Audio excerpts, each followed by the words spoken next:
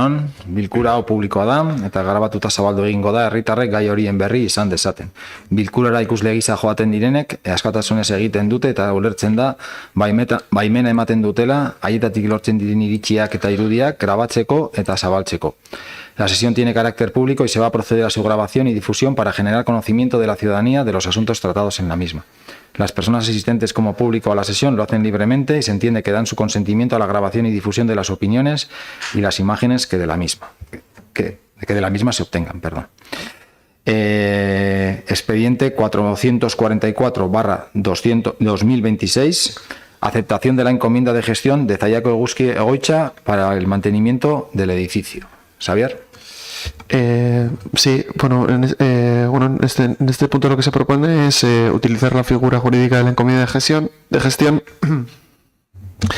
para que, racionalizar los medios materiales humanos del sector público de Zalla, de modo que, el mantenimiento ordinario prestado en el edificio donde presta el servicio el organismo autónomo local sea llevado por el personal del ayuntamiento.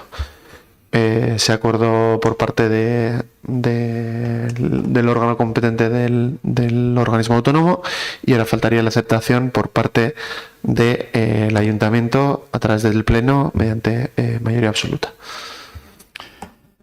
Euskaraz, harin, proposatzen da puntu honetan iritzia ematea kudeaketa agindu baten inguruan, eta, hause da,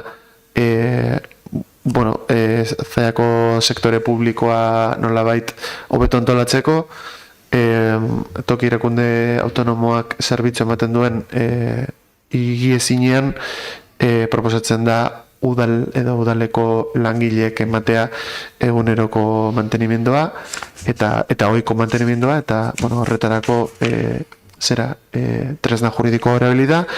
Toki erakunde autonomoaren organoak bere ebazpena eman zuen eta orain udalak onartu behar du osoko bilkuraren gehiengo absolutuaren akordioaren bidez. Edo akordioaren bidez, gehiengo absoluto batekin adostua. Eskerrik asko, Xavi. ¿Kepa? No tenemos que decir, vamos a votar a favor. Vale, eskerrik asko. Xavier? Aldeko bozkak, votos a favor. Vale, mila esker etortzeagatik.